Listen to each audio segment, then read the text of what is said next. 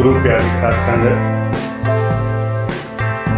आज के इस कार्यक्रम में दूर दूर से आए हुए प्रेमी भाई बहन,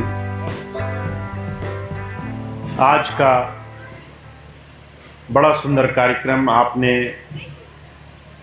बहुत प्रेम से, सबके सहयोग से आज इस गांव में इतने सुंदर ढंग से जो रचाया है,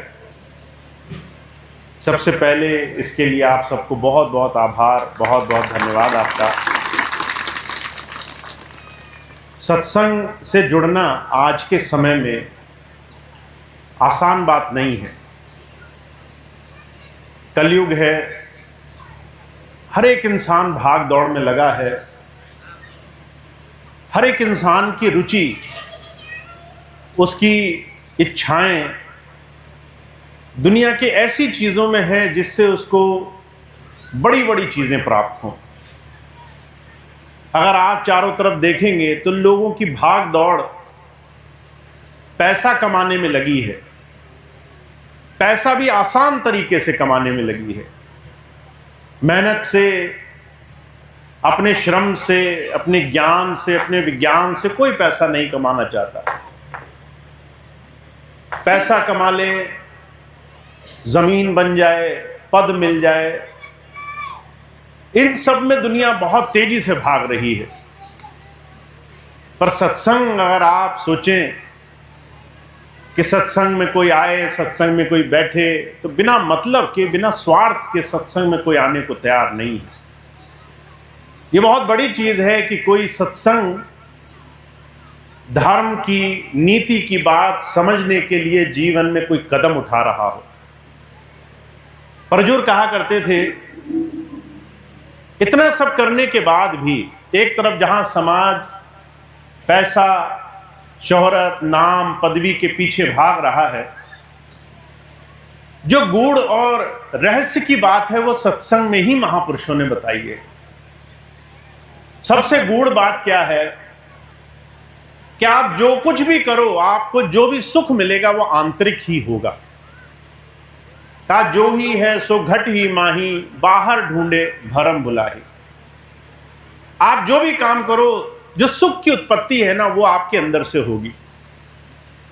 आपने घर बनाया, घर में जब आप शांति से बैठे तो सुख और शांति कोई बाहर की वस्तु का नाम नहीं है। जब आप वहां बैठेंगे तो अंदर से ही आपको तृप्ति, सुख, संतोष प्राप्त होगा। आपने बड़ा सुंदर बिस्तरा सजाया, जब आप नींद लेने गए तो आपको शांति, सुख, संतोष, वो जो ठहराव है वो आंतरिक सुख है, अंदर से मिलेगा। अगर आपने भोजन बनाया, भोजन को मन से खाया, तो उसकी जो संतोष है, सुख है, आनंद है, वो अंदर से मिलेगा। दुनिया के हर एक काम को आप देख लीजिए, पैसा है, अगर उस पैसे को हम समझ ना रहे हों, सोना चांदी हो, कपड़े हों, दुनिया का वैभव हो, अगर उस सब का जो आप आनंद जानने की कोशिश करेंगे तो अंदर से तृप्ति है, संतोष है। आपने बहुत से ऐसे लोग देखे होंगे जो किसी चीज को पाने के लिए बड़ी मेहनत करते हैं। बहुत से लोग कहते हैं हमारा घर बन जाए, मेहनत करते हैं, सारा जीवन लगा देते हैं। जमीन खरीदी, मकान बनाया, मकान में साजो सामान लगाए, सुंदर सुंदर चीजें लगाई, 2-4 दिन के बाद वही घर साधारण मालूम पड़ने लग जाता है। हमें उस घर में वो आनंद नहीं दिख रहा जो उसको पाने से पहले हम घर में आनंद मान करके भागते चले जा रहे थे। त्योहार आएंगे, लोग कपड़े खरीदेंगे, सोचेंगे नए कपड़े खरीदने से आनंद, सुख मिलेगा।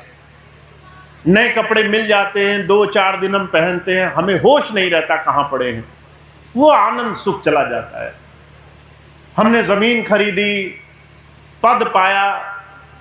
मैंने ऐसे ऐसे लोग देखे जिन्होंने संसार की उपलब्धियों के बड़े बड़े नाम रखे। हम ये बन जाएंगे, हम वो बन जाएंगे। किसी ने कहा हम प्रधान बन जाएं, किसी ने कहा हम मंत्री बन जाएं, संतरी बन जाएं। वो काम हुआ नहीं कि उस सारी चीजों के सुख अब सुख नहीं लग रहे हैं। महाराज जी कहा करते थे, ना सुख विद्या के पढ़े, ना सुख वाद विवाद, साध सुखी सहजो कहे लागी सुन्न समाध। दुनिया में जो सुख है वो सुख दुनिया की वस्तुओं में नहीं है।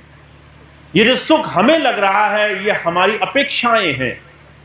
हमें लग रहा है नया कपड़ा सुख दे जाएगा, नई जमीन, नया मकान, अच्छे पैसे सुख दे जाएंगे, पर उसमें आते ही हमें वो सारी चीजें अब साधारण मालूम पड़ने लग जाती है और मिले तो शायद हमें सुख की उत्पत्ति हो। ये जो रहस्य है ये संत महापुरुष हमें बताना चाहते हैं। संसार की भाग दौड़ लगते लगते इंसान जीवन में अपना सारा जीवन एक अनुभव कमाना चाहता है। अभी थोड़ी देर पहले एक भाई शब्द पढ़ रहे थे, अपनी बात कहते कहते बोले, मोक्ष कमाने के लिए जीवन में हम काम कर रहे हैं। मोक्ष की आकांक्षा तब होती है जब हमें पता हो कि हम कष्ट में हैं, हम तकलीफ में हैं। अगर कोई आदमी आजाद घूम रहा हो तो उसे आजादी का महत्व नहीं समझ में आता। उसी को पकड़कर जेल खाने में डाल दीजिए, हर एक चीज में उसकी पाबंदी लगा दीजिए, कितने बजे बाहर निकलेगा, कितनी देर के लिए बाहर निकलेगा, जब उसको समय में भोजन दिया जाएगा उतने ही समय भोजन कर सकता है। न बोलने की आजादी, न घूमने फिरने की, न बाहर आने जाने की। जब आप किसी को कैद कर दोगे तब उसे महत्व लगेगा कि मोक्ष, मुक्ति क्या होती है। महाराज जी कहा करते थे जीवन में शुरू में हमें इस बात का एहसास नहीं होता। जब हम सोचते हैं संसार चमक की चीज है, चमक चांदनी है, बड़ी खूबसूरत है, पर जैसे जैसे उम्र घटती है, जैसे जैसे एहसास होता है कि थोड़ा ही समय रह गया है, हमें आभास हो जाता है जीवन में बहुत ज्यादा समय नहीं बचा, तब हम मुक्ति की आकांक्षा करने लगते हैं। हमें बंधन दिखने लग जाता है, हम बंध चुके हैं, हम इससे निकल नहीं पाएंगे। जो हम कर रहे हैं उससे हमें बार बार दुख मिलेगा। जो हम हर रोज फंस चुके हैं अपने तन मन बुद्धि विचार से, उससे हम बच नहीं पाएंगे संसार से। जब हमें संसार में कैद खाने की अनुभूति होनी शुरू हो जाती है तब हमें संसार में मुक्ति का महत्व समझ में आता है। महाराज जी कहा करते थे समझदार वो है जिसे समय रहते ये महत्व समझ में आ जाए। मरते समय तक अगर हमें ये महत्व नहीं समझ में आया कि हमें मर मर के संसार में आना पड़ेगा, जो हम कर रहे हैं, जहां मन लगा है, जहां बुद्धि विचार लगे हैं, वहां फंसना पड़ेगा। छोटी से छोटी चीज जो हमारे मन में घर करके बैठी है उन चिंताओं में लगना पड़ेगा, तो हम अपने जीवन में मुक्ति के, मोक्ष के महत्व को नहीं समझ पाएंगे। संत की शरण और सांसारियों की संगत, ये दो चीजें हमें जीवन में, ये पूरब और पश्चिम का भेद समझाती है। संसार की संगत तुम्हें संसार के भोग विलास की तरफ भगाएगी। संत की शरण तुम्हें जीवन रहते, समय रहते इस जीवन में कैद और मुक्ति का सही महत्व समझाएगी। हम वो भाग्यशाली लोग हैं जिन्हें गुरु की कृपा से समय रहते बार बार गुरु ने जगाने की कोशिश करी है, बार बार समझाने की कोशिश करी है कि जो तुम्हें कष्ट मिल रहे हैं उन कष्टों को समझना होगा। आप और हम अगर अपने जीवन को देखें सुबह से लेकर शाम तक, तो कष्टों की कमी नहीं है। का कोई तन दुखी, कोई मन दुखी, कोई चित्त उदास, एक एक दुख सबन को सुखी संत का दास। आप अपने ही जीवन को देख लीजिए, कोई सुख है क्या? कभी शरीर में रोग लगे हैं, कभी जोड़ दर्द कर रहे हैं, कभी बीमारी लगी है। बीमारी अगर शरीर उस पर ध्यान न जाए तो परिवार से दुखी है, कोई हमारी बात नहीं मान रहा, बच्चे अपने हिसाब से चल रहे, बड़े अपने हिसाब से चल रहे, घर में कोई सुख शांति नहीं, फिर समाज में भी कोई ज्यादा आसानी नहीं है। जिसे देखो दोगला है, उससे बात करो सामने तारीफ करेगा, पीछे आपको लूटने की तैयारी रखेगा। आपने कोशिश करी कि चलो तन से भी नहीं ठीक है, परिवार से भी ठीक नहीं, समाज से ठीक नहीं, कहीं तो सुख शांति मिले, कहीं तो आराम मिले। पर सहजो बाई कहती हैं संसार में अगर तुम्हें ये अपना जीवन देखना आ जाए, तुम रोज बस अपने आप को देखो कि कौन सी चीज मुझे आराम दे रही है, तो तुम्हें आश्चर्य होगा। तुम्हारा तन तुम्हारा साथ नहीं दे रहा, तुम्हारा मन तुम्हारा साथ नहीं दे रहा, परिवार तुम्हारे हिसाब से नहीं चल रहा, तुम्हारे चारों तरफ समाज, दुनिया, एक एक व्यक्ति सिर्फ अपने बारे में सोच रहा है, फिर भी सुखी नहीं है। अगर तुम्हें यह एहसास हो जाए कि ये चीज तुम्हें गुरुजी समझाना चाहते हैं, तुम्हें संसार की चीजों में समय बर्बाद करने के तरह तरह के साधन बनाए गए हैं, तुम लगे रहो संसार के पीछे। अभी कुछ दिन पहले मैं एक जगह सत्संग में गया, सत्संगी बहन माता बहुत परेशान, कहने लगी भैया जी 12 साल का लड़का पढ़ाई छोड़ बैठा, बुरी संगत में लग गया, शराब और गांजा पीने लगा। बच्चे की स्थिति बड़ी खराब, चलना फिरना मुश्किल, शरीर जर्जर हो गया। आप सोच के देखिए 12 साल का बच्चा, शराब गांजे की लत लग जाए, अच्छा खाना पीना छूट जाए, तरह तरह की व्याधियां लग जाए, शरीर से एकदम दुर्बल हो जाए, तो कौन माँ बाप खुश हो जाएगा। पर यह दुख माँ बाप को सामने देखना पड़ रहा है। कोई तरीका नहीं है कैसे बच्चे को बचाया जाए। बच्चा सुनने को तैयार नहीं है, क्योंकि वो सिर्फ इन्हीं को, शराब को सुख मान रहा है, गांजे को सुख मान रहा है, तरह तरह की संसार की संगत को सुख मान रहा है। ये तमाम बातें, ये तमाम कष्ट ऐसा नहीं है किसी और के घर में हो रहे हैं, ये हमारे ही घर में हो रहे हैं। अगर आप अपने घर में झांक कर देखोगे तो कोई छुप कर शराब पी रहा होगा, कोई छुप कर नशे कर रहा होगा, कोई छुप करके तरह तरह की व्याधियों में उलझा होगा। हमारा ही प्रियजन, हम उसे देख रहे हैं, रो रहे हैं, बिलख रहे हैं, परेशान हैं, इस आशा में शायद कुछ दिन बाद आराम मिल जाए। गुरुजी समझाना चाहते हैं ये कैद खाना है, ये जेल खाना है, यहाँ सब विकृति विरकत के परेशान हैं। हर एक वो इंसान जो संसार में बुरी संगत में उलझा हुआ है, जो संसार में धर्म को नहीं समझ रहा है समय रहते, जो जीवन को सही दिशा में लगाने को तैयार नहीं है, उसे संसार तरह तरह के जहर में, विष में लगाकर छोड़ेगा। और आज हमारा ये आज का समाज जीवन इस बात की जीती जागती निशानी है। महाराज जी कहा करते थे, हमारी और आपकी ये आखिरी पीढ़ी होगी जो संत और महापुरुषों की महत्ता को समझती होगी। हमारे आगे आने वाली पीढ़ी वो सत्संग को नहीं समझेंगे, वो गुरु को नहीं जानेंगे, वो धर्म को सिर्फ चमत्कार मानेंगे, आचरण नहीं समझेंगे, चरित्र निर्माण पर उनका ध्यान नहीं होगा। वो आनंद विनोद के नाम पर शराब गांजा तरह तरह के नशों में उलझ जाएंगे और हमारी आंखों देखे काम होगा। ये सारी चीजें हो रही हैं क्योंकि हम धर्म का, हम आध्यात्म का, हम जीवन में अपने चरित्र का निर्माण करना छोड़ चुके हैं। हमने धर्म को चमत्कार समझ लिया है, हमने धर्म को सिर्फ हमारे मन की इच्छाएं पूरी करने का साधन समझ लिया है। परजोर कहा करते थे, आपके जीवन में धर्म आपके लिए नहीं है, वो आपकी आत्माओं के, आपके अंतर मन की तमाम विकृतियों को मिटाकर जीवन में सही दर्शन का ज्ञान कराने के लिए है। आप वो नहीं हो जो ऊपर से दिखाई देते हो, आप वो हो जो आप अपने अंदर हो, जो आप शांति से एकांत में बैठ करके अपने जीवन को समझने की स्थिति में आ सकते हो। इसलिए हमारे स्वामी जी महाराज एक बात कहा करते थे, अगर तुम थोड़ी देर ध्यान पर नहीं बैठे, अगर तुम थोड़ी देर एकांत में बैठकर ये नहीं समझ पाए कि तुम्हारे अंदर और बाहर में तो बहुत फर्क है, तुम्हारा बाहरी स्वरूप समाज से प्रेरित है, तुम्हारी आज की सोच, तुम्हारी विचारधारा, तुम्हारा तरीके, ये सब समाज पर आधारित हैं।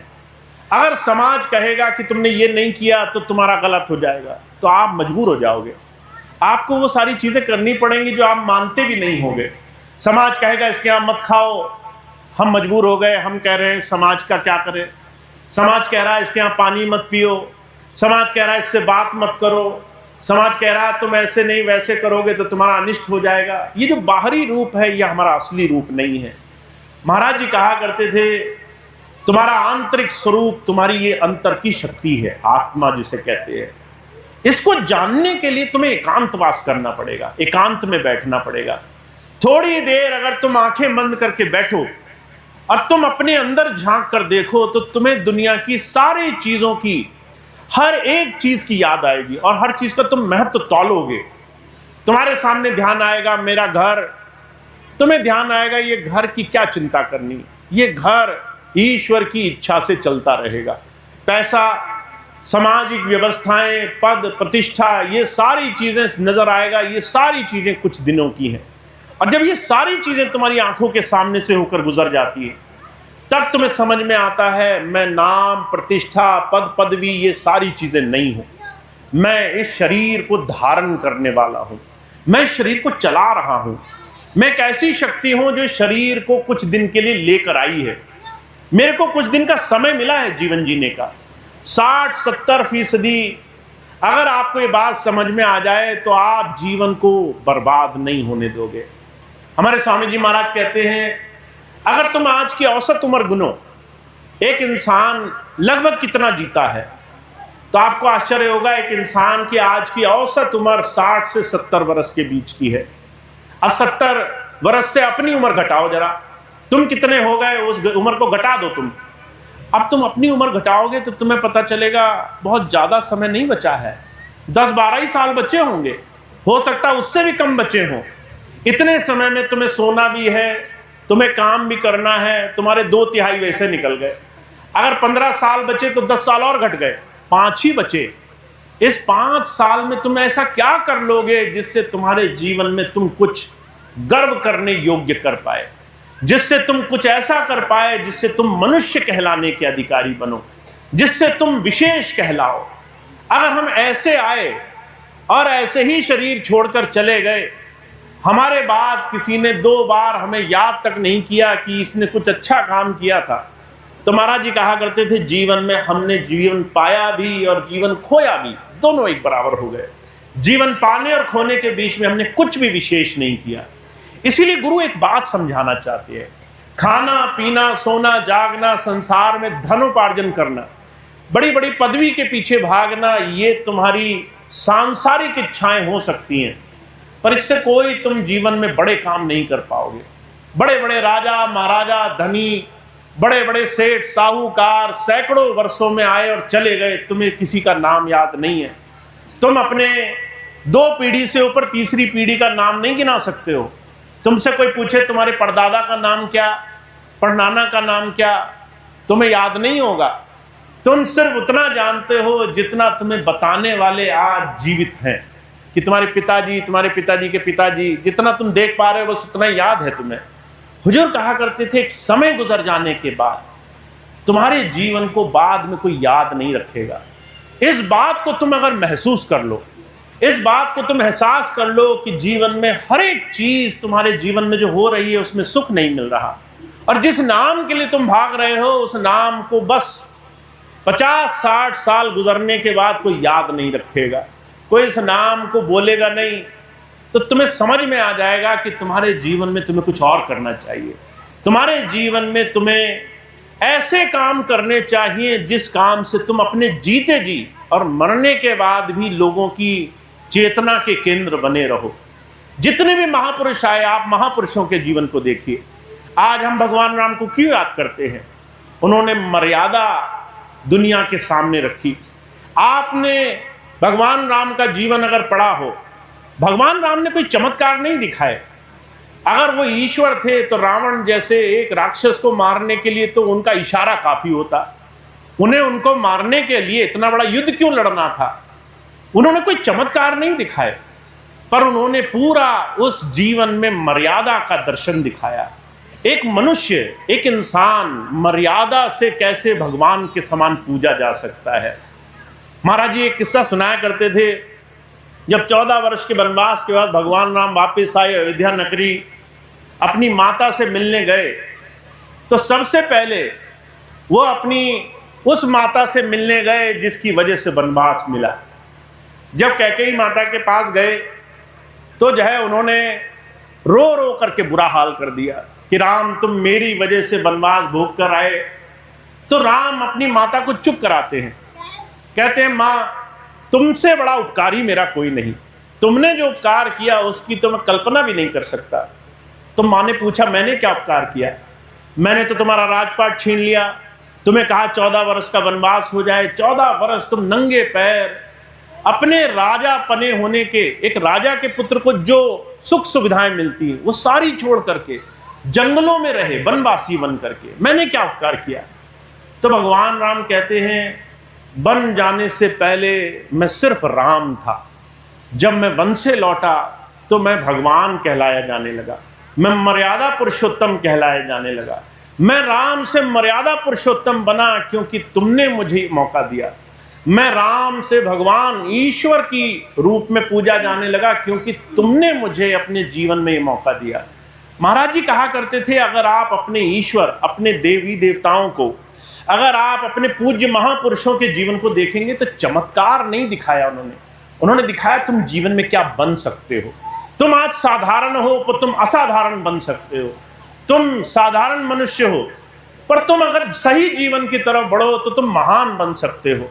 तुम ऐसा जीवन बना सकते हो, लोग तुम्हें तुम्हारे चरित्र के लिए जानेंगे, तुम्हारे आचरण के लिए जानेंगे, तुम्हारे व्यवहार और तुम्हारी जीवन में जो तुमने कमाई करी है उसके लिए जानेंगे।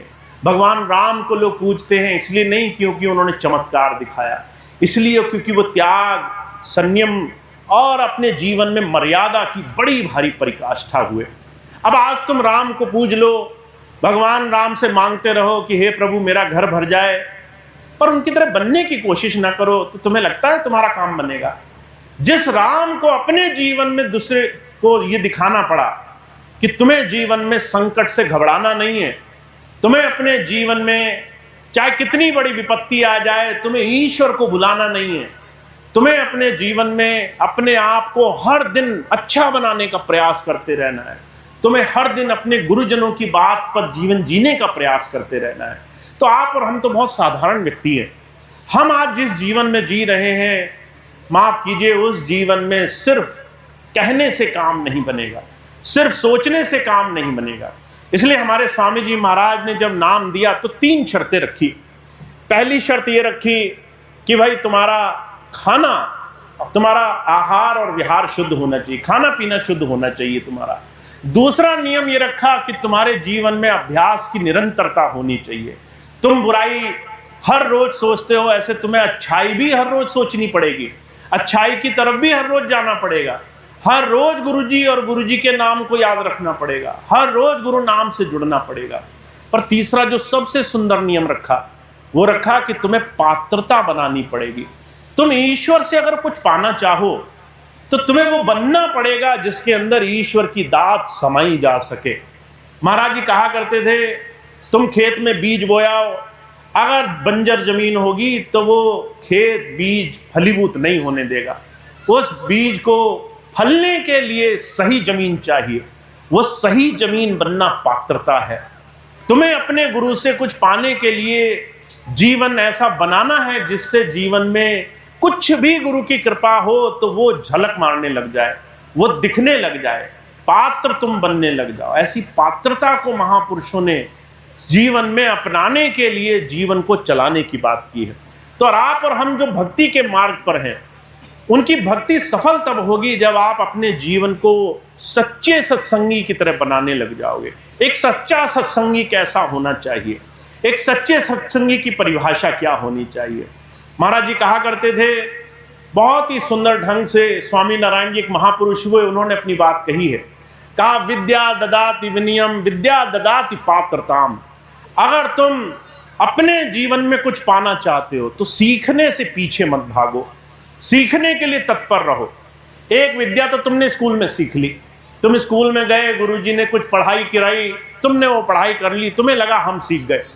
पर कहते एक विद्या वो है जो तुम्हारे चरित्र की विद्या है, जो तुम्हारे आचरण की विद्या है, वो तुम निरंतर सीखते हो।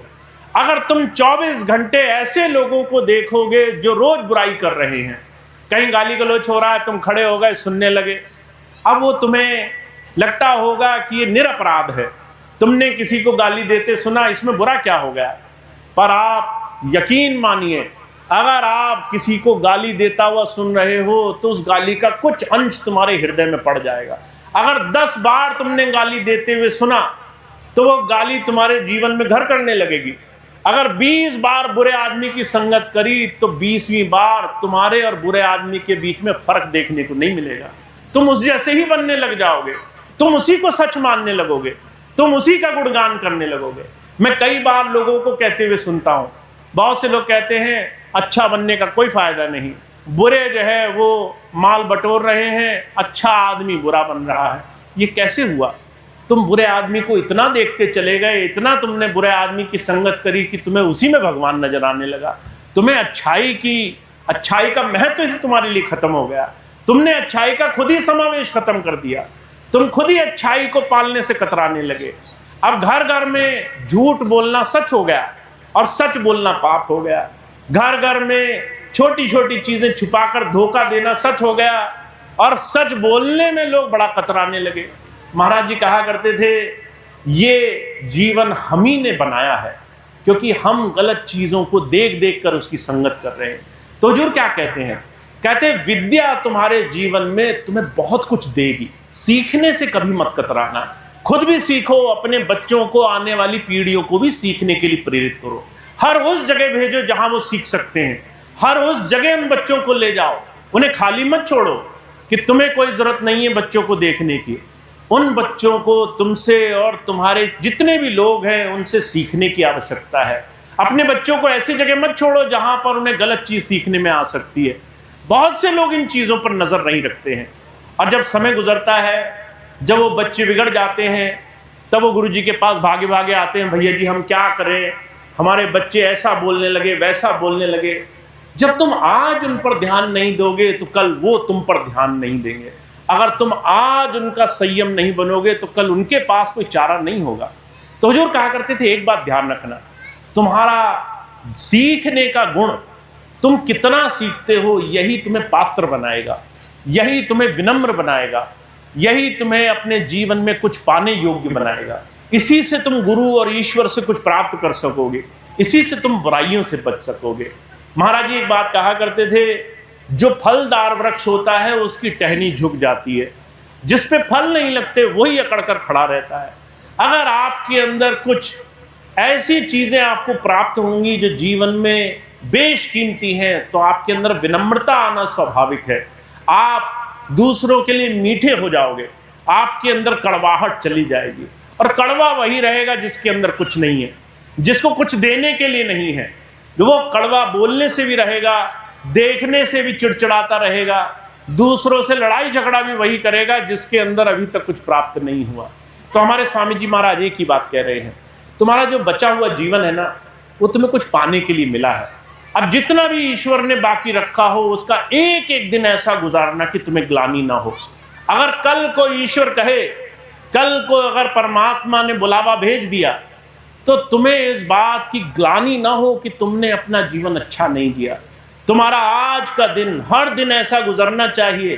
अगर आज स्वामी जी बुलावा लेने आ जाएं कि चलो भाई हो गया टाइम पूरा, अब चलना है, तो तुम्हें सिर्फ शुक्राना करना पड़े। तुम मन में खुश हो, हे गुरु तेरी कृपा से मैंने कुछ अच्छा किया, माता पिता की सेवा करी, बाल बच्चों का ध्यान रखा, घर में सुख शांति रखी, आने जाने वालों के लिए प्रेम और विनम्रता रखी, गुरु का, उस प्रभु ईश्वर का मैंने अपने मन में शुक्राना अदा किया। मुझसे जो बन पड़ा मैंने जीवन में किया, मैंने अपने जीवन में आज का दिन बर्बाद नहीं होने दिया। तो महाराज जी कहा करते थे, ऐसा दिन गुजारना बहुत ज़रूरी है। अगर आप गुरु को समझ रहे हो, कबीर साहब एक बात कहा करते थे कि ये एक गुण तुम्हारे जीवन का सबसे बड़ा गुण होना चाहिए। कहा, कबीर जब हम पैदा हुए जग हंसा हम रोए, ऐसी करनी कर चलो हम हंसे जग रोए। ऐसी करनी करो कि अगर आज स्वामी जी कहें कि आज ही जाना है तो लोग रोते हैं, रोने दो, तुम्हें बस खुशी हो, अंदर से आनंद हो कि मैं अपने ईश्वर, अपनी गुरु के मुताबिक जी पाया। मैंने जीवन में सबसे प्रेम रखा, मैंने किसी से ईर्ष्या नहीं रखी, मैंने सबको क्षमा किया, छोटी छोटी चीज़ों को नज़रअंदाज किया, छोटी छोटी गलतियों को माफ़ किया, मैंने बड़प्पन दिखाया और मैंने अपने जीवन में अपने हृदय को बुरी संगत से काला नहीं होने दिया। मैंने अपने हृदय में उस ईश्वर की भक्ति जमाई। तो ये आसान नहीं है जो मैं बता रहा हूँ आपको। आपको सुनकर लगता होगा भैया जी ने बात कही, सुनने में तो अच्छी लग रही है, बड़ी आसान है, पर जब आप घर जाएंगे ना तो आपके सामने चुनौतियां खड़ी हो जाएंगी। आप सोचेंगे सब आएंगे मुझसे प्यार से बात करेंगे, कोई प्यार से नहीं बात करेगा। लोग आएंगे छोटी छोटी चीज़ों पे ताना लगा देंगे। आप बड़े प्रेम से 2-2 घंटे मिलकर खाना बनाओगे, लोग कहेंगे नमक ज़्यादा हो गया। एक ही चीज़ पे आपकी मेहनत बर्बाद कर देंगे। ऐसी हजारों चीज़ें होंगी आपके साथ, पर आपको देखना है आपने इसमें कैसे अपने गुरु की शिक्षा धारण करी, कैसे अपने गुरु को याद किया। ये आसान नहीं होगा, पर आपको इसको आसान बनाना पड़ेगा। आपको अपने गुरु को आगे और दुनिया को पीछे रखना पड़ेगा। आपको अपने गुरु की याद आगे और संसार की चिंताएं पीछे रखनी पड़ेंगी। समाज कुछ भी कहे, आपको मन में पवित्रता धारण करनी पड़ेगी। मैं आपको एक छोटी सी घटना सुनाकर अपनी बात समाप्त करूंगा। बुद्ध थे, राजा उन्हें जो है बनाया गया, पर राजपाट में उन्हें कुछ नहीं मिला, तो उन्होंने सब त्याग दिया और उन्हें समझ में आया कि मुझे जीवन का मोल जानना है, तो भिक्षा मांगने लगे। भिक्षा मांगने का एक नियम हुआ करता था बौद्ध भिक्षुओं में कि आपको उतना ही भोजन प्राप्त करना है जितना कोई स्वेच्छा से दे दे। तो वो पूरा दिन सुबह से लेकर शाम तक बड़े प्रेम से जाया करते थे, भिक्षाम देही भिक्षाम देही। किसी ने दे दिया तो पा लिया, किसी ने नहीं दिया तो भूखे सो गए। अब ये उनका नियम बन गया। कुछ लोग जान गए कि अरे ये तो राजा है, राजा का लड़का है, तो लोग जो है जानबूझ करके उनको खूब कीमती चीजें देने लगे। तो बुद्ध समझ गए कि ये तो बात सही नहीं ठहरी, यहाँ तो जो है पदवी का जो मैं था उसी का मैंने लाभ उठाना शुरू कर दिया, यहाँ मैं कुछ नहीं सीखूंगा। तो बुद्ध ने वो जगह छोड़ दी और दूर चले गए जहाँ कोई ना जानता हो उन्हें। और धीरे धीरे ये करते करते उन्हें समझ में आया कि सबसे बड़ा शत्रु हमारा मन है। अगर हम मन से जीत गए तो हमारे जीवन में हमने सबसे बड़ी लड़ाई जीत ली। एक दिन जब 12 वर्ष बीत गए, जब उन्हें ज्ञान हो गया, जब अंतर में उन्होंने उस प्रभु का दर्शन पा लिया, तो एक दिन सबको समझा रहे थे। तो जब किसी को सही बात गुरुजन समझाते हैं तो समझिए उसमें आसान कुछ नहीं होता। अगर गुरुजी कहें कि भाई तुम जाके घर पे अभी आराम करोगे, 8-10 घंटा सोओगे और तुम्हें लगेगा बड़ा आराम का काम है, ये तुम्हारे जीवन में जहर है। जितना तुमने आराम को पसंद किया उतना उस प्रभु से दूर रहे। थोड़ा समय बचाना होगा, उस प्रभु में लगाना होगा। तो बुद्ध ये बात समझाया करते थे, संयम में रहो, संतोष में रहो, विलासिता मत करो, भोग वृत्ति मत रखो, पर पुरुष पर स्त्री पर नजर मत रखो, ये सब समझाया करते थे। तो लोगों को ये बात बड़ी बुरी लगती थी कि ये तो समाज में जागृति फैला रहे हैं। तो एक सेठ जी आए, बहुत गालियां सुनाई बुद्ध को। बुद्ध मुस्कुराते रहे। देखिए आसान नहीं है कोई आपके सामने आपको गाली दे और आप मुस्कुरा जाएं। अभी आपको कोई आके आंखों से घूर दे, बस थोड़ा सा आपको थोड़ा सा गुस्से से देख ले, अपने ऊपर देखना इस चीज को अमल करके। अभी कोई आए और आकर के 2 गाली सुनाए, आपके अंदर जो भरा है ऐसे फूट के बाहर निकलेगा, जो अंदर है वो ऐसे बाहर निकलने लग जाएगा। वो किसी ने डाला नहीं, वो भरे बैठे हैं, हम छुपाए बैठे हैं, वो हमारा ही मलबा है। उसको अगर आप दबाए बैठे रहोगे तो आपकी आशा कि आपको प्रभु मिले, ये कितनी दूर की बात है। महाराज जी कहा करते थे, संत हमें समझा देना चाहता है हम क्या हैं। अभी कोई आकर कहे कि तुम बहुत नालायक हो, तुम बड़े निकम्मे हो, तुम चोर हो, तुम बदमाश हो, हम वो करने लग जाएंगे जिसकी हमने आशा नहीं की हो, क्रोध में पागल हो जाएंगे। बुद्ध मुस्कुराते रहे। बुद्ध को मुस्कुराता देख करके सेठ जी को बड़ा उलझन हुई कि ये क्या बात हुई, हमने तो गालियां कही, बुद्ध कैसे मुस्कुराए। बुद्ध से उन्होंने पूछा, महाराज राज क्या है, इसका रहस्य क्या है, हमें बताओ। तो बुद्ध कहने लगे, जिस व्यक्ति को तुम ढूंढ रहे हो वो मैं नहीं हूं, वो व्यक्ति 10 साल पहले कहीं जा चुका है। अगर तुम उस इंसान को ढूंढ रहे हो जो गाली का जवाब गाली से दे, जो है तुम्हारी गंदगी के जवाब में खुद गंदगी में उतर जाए, तो वो अब मैं नहीं हूं। 10 साल पहले अगर तुम मेरे पास आते जब मैं राजा था, अगर तुम मुझे आंखें भी घूर रहे होते तो मैं आंखें निकलवा लेता तुम्हारी।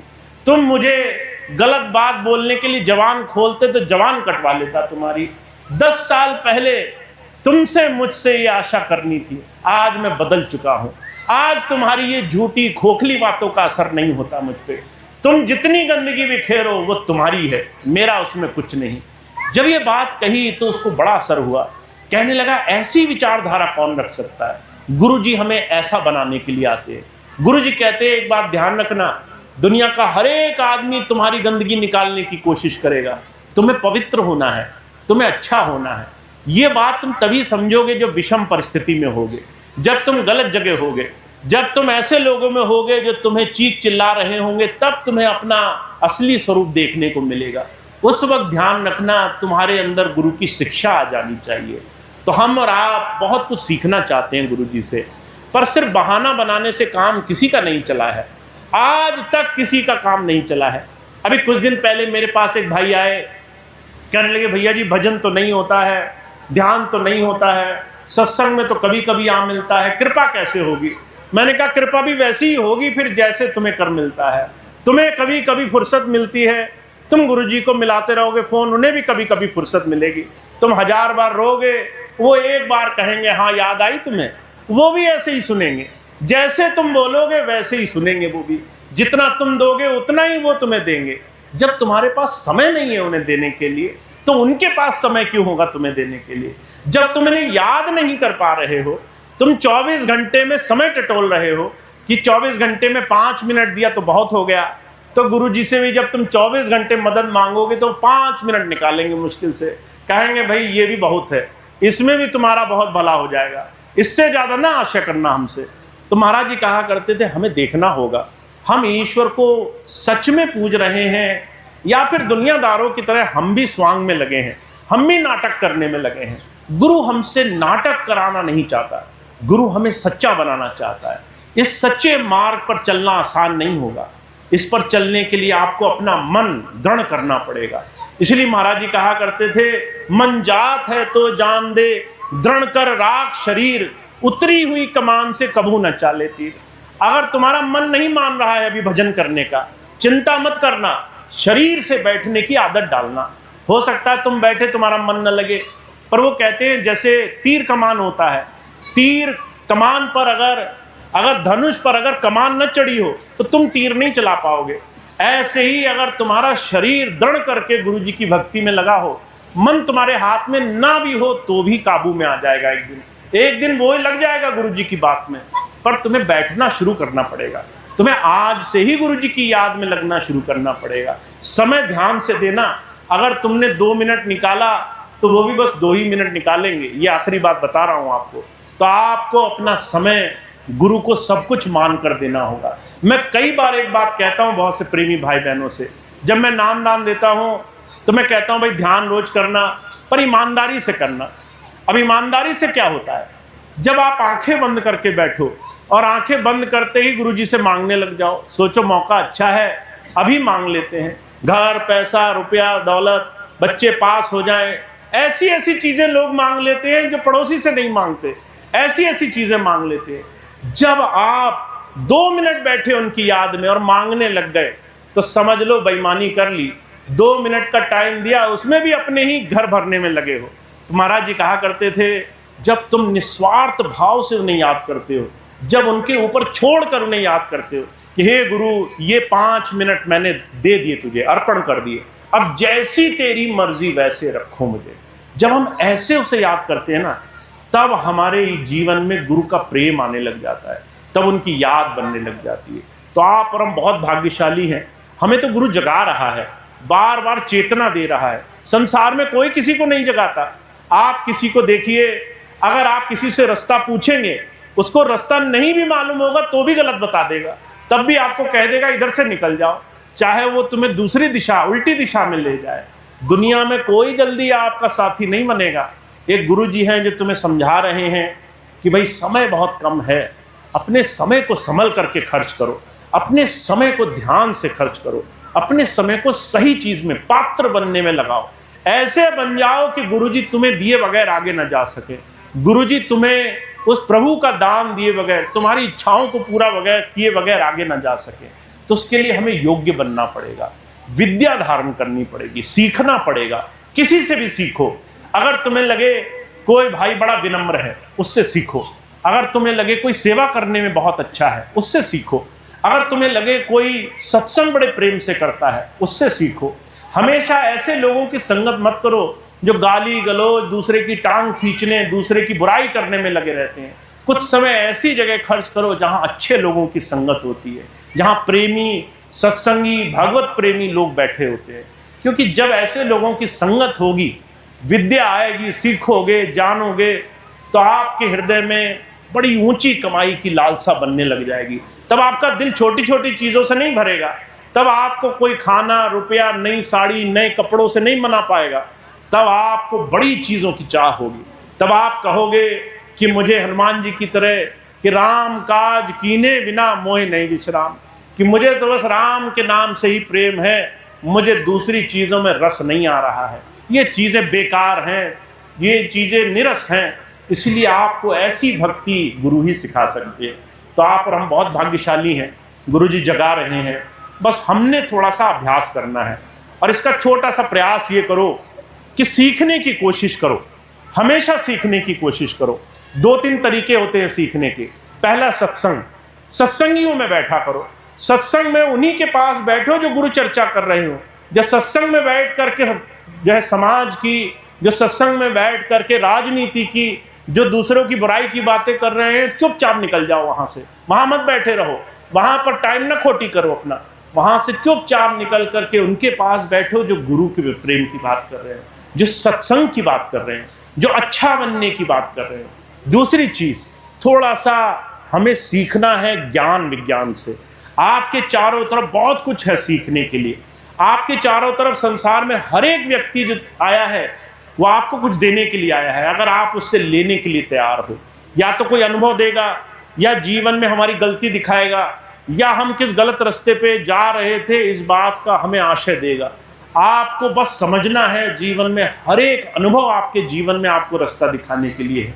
तो आप और हम बस इस चीज़ के लिए तैयार रहें कि हम सीखेंगे कैसे, और गुरु जी की बात पर जीवन जीने की कोशिश करें। जब आप ऐसा जीवन बना लेंगे तो जीवन में आनंद ही आनंद हो जाएगा, जीवन में सुख ही सुख हो जाएगा, लाभ ही लाभ हो जाएगा। तो ये कुछ बात थी जो हमें अपने जीवन में धारण करनी है, जो स्वामी जी महाराज की हैं, संतों महापुरुषों की हैं, जिसे अपने जीवन में लाना है ताकि हमें अपने जीवन में इस चीज़ का लाभ उठाने का मौका मिले। तो ये कुछ सत्संग की बात थी जो मैंने आपकी सेवा में रखी। अब 1-2 चीज़ें मैं आपको और बता दूं, उन चीज़ों का आप लाभ ले सकें तो आप उन चीज़ों का लाभ लेने की कोशिश करें। अभी कुछ दिन पहले, आज से लगभग 1 हफ्ता हो गया, 1 हफ्ता पहले हमारे भारत में ही श्रीनगर में, उससे आगे पहलगाम एक ऐसी जगह है, वहाँ पर एक आतंकी हमला हुआ। मुझे उम्मीद है आप लोगों ने सुना होगा उसके बारे में, कुछ लोगों ने सुना होगा, कुछ लोगों को तो पता ही नहीं होगा। आतंकी जब हमला हुआ तो उसमें ये पहली बार हमारे भारत के इतिहास में ऐसा हुआ जब लोगों को सिर्फ इसलिए मार दिया गया क्योंकि वो दूसरे धर्म के थे, मुसलमान नहीं थे। इसलिए नहीं मारा गया कि उनके पास पैसा था, इसलिए नहीं मारा गया कि वो अशांति फैला रहे थे, वो आतंकी थे, वहाँ पर गलत काम कर रहे थे। उनसे नाम पूछा गया कि तुम हिंदू हो। अगर किसी ने कहा हम हिंदू हैं तो उसकी हत्या कर दी गई उनके बच्चों के और उनकी पत्नी के सामने। एक परिवार ऐसा था जो अपने बच्चे को, वो बच्चा जिसने 98% पढ़ाई में नंबर पाए, उसकी सफलता की खुशी मनाने के लिए पहलगाम गए। जब वहाँ गए तो उस बच्चे को और उसके पिता को वहाँ मार दिया गया। एक परिवार ऐसा था जिसकी 7 दिन पहले शादी हुई थी, अभी चूड़ा भी नहीं उतरा था, उसको जो है वहाँ पर वो गए और उसके पति को वहाँ मार दिया गया। ऐसे लगभग 28 लोगों की जानें गई, और सिर्फ इसलिए गई क्योंकि वो हिंदुत्व के थे, हिंदूवादी थे, हिंदू थे। आप और हम भी हिंदू हैं। आप ये मत सोचिए कि आपकी जाति बदल जाएगी तो आप हिंदू नहीं रह जाएंगे। जब कोई दूसरा आदमी आपको देखेगा ना तो आपसे पूछेगा कि हिंदू के अलावा कुछ और हो क्या, और आप कुछ और कर नहीं पाओगे, न कलमा पढ़ पाओगे, ना आप ईसाइयत दिखा पाओगे, ना आप कोई और चीज़ कर पाओगे, और लोग कहेंगे तुम हिंदू हो, हिंदू को जीने का अधिकार नहीं है। ये संदेश दिया उन्होंने। अभी कुछ दिन पहले मेरे एक फौज के बहुत बड़े लेफ्टिनेंट जनरल से बात हुई तो वो कहने लगे भैया जी ये साधारण बात नहीं है, आप इसको समझिए, हमारे देशवासियों को इस बात को समझना होगा। अगर तुम हिंदू कहने से कतराने लगे, कल को तुम अपने गांव में गए, तुम कस्बे में गए, तुम अपने समाज में गए और तुम्हें हिंदू कहते हुए डर लगने लगा कि अगर हिंदू बोले तो पता नहीं कौन क्या कर देगा, तो ये तो हमारे अस्तित्व मिटाने की बात हो गई। तुम अपना अस्तित्व मिटता हुआ देखते रह जाओगे डर की वजह से। तो हमारा देश ऐसा देश नहीं है जो डर के जीने वाला देश है। हमारे देशों में बड़े बड़े अलग अलग आक्रांताओं ने युद्ध किया, पर इस देश की माँओं ने, बहनों ने, इस देश के भाइयों ने, शूरवीरों ने लड़ाई लड़ी अपनी अस्मिता के लिए, अपने अस्तित्व की रक्षा के लिए, अपने धर्म की रक्षा के लिए, अपने धर्म को बचाने के लिए। अगर आप ये सीखने की कोशिश करें, राजपूतों का इतिहास रहा है, जब मुसलमान आए दूसरे देशों से तो उन्होंने कहा हम तुम्हारा मंदिर गिराएंगे। तो जो है छोटे छोटे बच्चे, 18-18 साल के बच्चे, वो लड़ गए 100-100 लोगों की सेना से कि तुम हमारे रहते हमारे भगवान का मंदिर नहीं तोड़ सकते, तुम हमारे रहते हमारे भगवान को खंडित नहीं कर सकते। 2 बच्चों ने 100 लोगों की फौज से लड़ाई लड़ी, उनसे लड़ करके ज्यादा से ज्यादा लोगों को मार दिया। ये जुनून था कि तुम्हारा अस्तित्व नहीं मिटा सकते, तुम हमारा धर्म नहीं मिटा सकते। देखिए, धर्म परिवर्तन सिर्फ नाम बदलना नहीं होता है। आजकल बहुत चल रहा है, पैसे के लिए, अच्छी सुंदर बीवी के लिए, नौकरी के लिए, अच्छे घर के लिए तुम धर्म बदल लो। धर्म बदलने में आपको सब कुछ बदलना पड़ेगा। नाम तो बदलना ही पड़ेगा, अपने संस्कार बदलने पड़ेंगे, अपने त्योहार बदलने पड़ेंगे, अपने रोजमर्रा के जीवन की शैली बदलनी पड़ेगी, अपना आचरण बदलना पड़ेगा। माता पिता के जो पैर छूते हो ना, वो पाप माना जाएगा। भाई बच्चों के साथ जो सामूहिक रहते हो ना, उसको खंडित माना जाएगा। धर्म परिवर्तन करना, सब कुछ परिवर्तन करना होता है। और जब आप धर्म को सिर्फ एक नाम, जाति, एक व्यवस्था समझोगे तो आप ये नहीं समझ पाओगे कि हिंदू अपने ईश्वर को हमेशा अपने जीवन में किए जाने वाले तरह तरह के कर्तव्यों से मानता आया है। तो अस्तित्व की रक्षा करना ये हमेशा हमारे देश का इतिहास रहा है। हाँ, 10वीं पातशाही गुरु गोविंद सिंह जी महाराज ने, उन्होंने जो है औरंगजेब से लड़ाई लड़ी। लोग पूछते हैं क्यों लड़ी लड़ाई? औरंगजेब से गुरु गोविंद सिंह जी महाराज की कोई दुश्मनी नहीं थी, पर जो है उनके पिता गुरु तेग बहादुर जी महाराज को उनका शीश कलम करा दिया था औरंगजेब ने, इसलिए क्योंकि वो मुसलमान नहीं बनना चाहते थे। हमारे देश का इतिहास रहा है, गुरुओं को भी एक समय ऐसा आया, संतों महापुरुषों को भी लोगों ने धर्म परिवर्तन के नाम पर जबरदस्ती करी, और वो जबरदस्ती जब उन्होंने नहीं मानी तो उन्होंने इतनी क्रूरता करी, इतनी बुरी तरीके से उनकी हत्या करी, जिससे हम और आप अपने जीवन में कुछ नहीं कर सकते थे, पर गुरु जी ने उसका लोहा लेने का मन बनाया। गुरु गोविंद सिंह जी महाराज ने आजीवन लड़ाई लड़ी, 4 साहिबजादे कुर्बान कर दिए, पूरा जीवन कुर्बान कर दिया, सिर्फ इसलिए कि हम और आप आज शांति से जी सके। तो ये हमारे जीवन में एक बहुत बड़ा लक्ष्य होना चाहिए। और मुझे बड़ी अच्छी तरह से याद है, स्वामी जी महाराज हमेशा एक बात कहा करते थे, हमारा धर्म हमें अंतर से शांति प्रिय होना सिखाता है कि हम अपने ईश्वर को सब कुछ मानते हैं, हम जीवन में प्रेम से ईश्वर भक्ति में लगेंगे।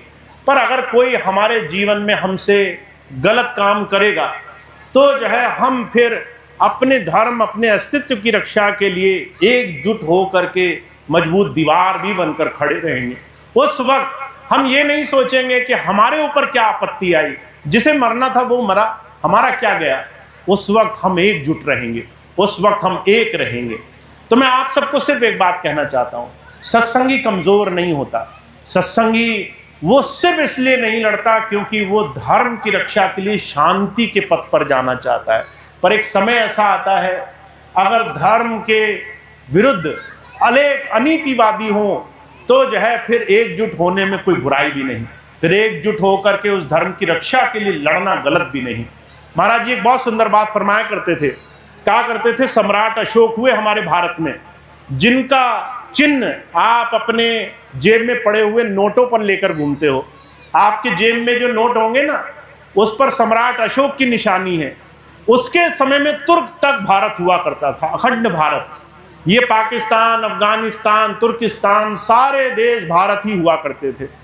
एक समय कलिंग की जब लड़ाई हुई तो अशोक का दिल पिघल गया। उसने देखा लड़ाई हो रही है, बहुत खून बह रहा है, राजा था, उसने कहा ये तो बहुत गलत है। उसने कहा आज के बाद मैं नहीं लड़ूंगा। उसके बाद कई ऐसे हमले हुए पर अशोक ने लड़ाई नहीं लड़ी। और एक समय ऐसा आया कि जो अखंड भारत था वो भारत सिमट करके राज्यों में बदल गया।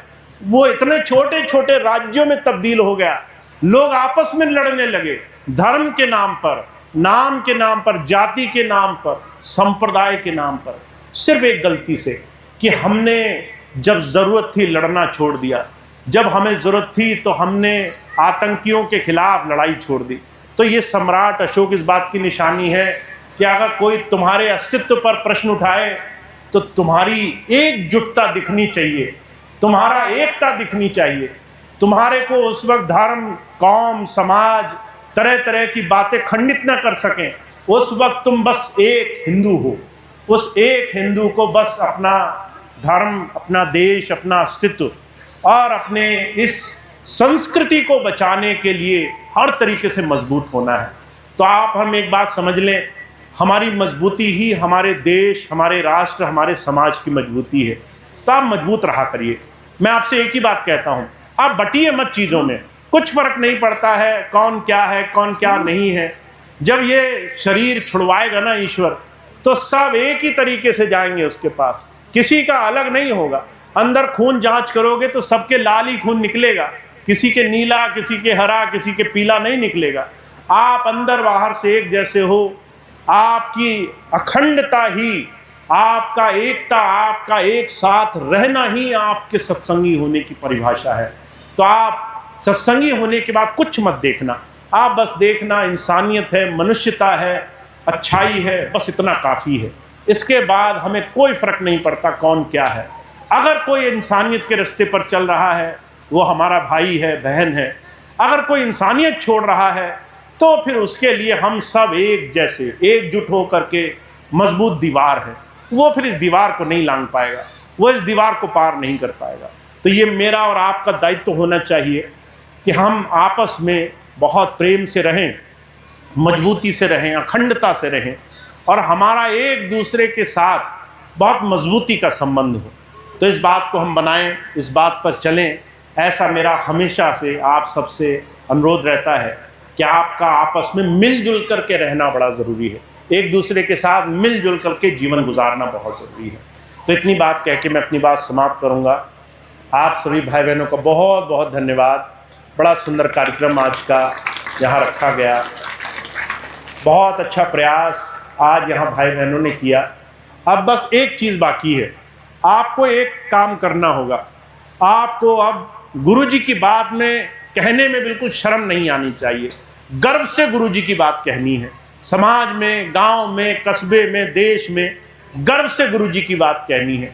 आपको गर्व से अपने गुरु का नाम लेना है। आपको कोई इधर उधर की बात फरमाए, आपको कोई इधर उधर की भ्रांति वाली चीज़ कहे तो आप गर्व से अपने गुरु की बात कहो, क्योंकि जितना गर्व से आप गुरु की धारा को फैलाओगे उतना ही समाज में शांति होगी, उतना ही एकता होगी, उतना ही संप्रभुता होगी, प्रेम होगा आपस में, उतना ही लोग सही मायनों में इंसानियत और प्रभु उक्ति को जान पाएंगे। तो आप अगर इस गांव के रहने वाले हैं या कहीं के भी रहने वाले हैं, एक तो सत्संग किया कीजिए, खूब मन से सत्संग किया कीजिए। जब सत्संग का दिन हो तो जो है किसी शादी में उतनी रौनक ना हो, इतनी आपके सत्संग में रौनक होनी चाहिए, इतना आनंद होना चाहिए, इतने प्रेम से हमारा सत्संग होना चाहिए। दूसरी चीज़, जब भी आप किसी से मिलें तो आप गुरु का नाम ऐसे लेकर घूमें जैसे कोई सिपाही सीने पर तमगा लगाकर घूमता है। गर्व से गुरु का नाम लेकर घूमें। आप छुपे नहीं, आप छुपाएं नहीं इस बात को, चुपचाप ना रहें। हुजूर कहा करते थे जब हम ऐसे जीवन जीना शुरू करेंगे तब जाकर के लोगों को समझ में आएगा कि बुराई से ज़्यादा भलाई की जीत होती है, अच्छी बात में बड़ी शक्ति होती है, अच्छाई करने वाले जीवन में बहुत कुछ बदल सकते हैं। तो आपको ये करना होगा ताकि आपके गांव में, क्षेत्रों में आप जिस हिम्मत और गर्व से अपने गुरु का नाम लें, उस तरीके से लोग आपके गुरु को जानने के लिए जीवन लगाने की कोशिश करें। तो इतनी बात कह के मैं अपनी बात समाप्त करता हूँ। एक बार फिर से आप सभी भाई बहनों का बहुत बहुत धन्यवाद। अब आज का सत्संग कार्यक्रम समाप्त होगा, एक प्रार्थना के साथ आज का कार्यक्रम समाप्त होगा। मदन भाई प्रार्थना करवाएंगे, उसके बाद आगे के जो सत्संग है उनकी सूचना आपको देंगे ताकि आगे आने वाले कार्यक्रमों का भी आप लाभ उठा सकें। जो भी आगे 5-6 दिन सत्संग आपके चारों तरफ अलग अलग दिशाओं में लगे, अगर वहाँ आप जा सकें या किसी को वहाँ भेज सकें, किसी को सूचना दे सकें तो वो आपको मौका मिले।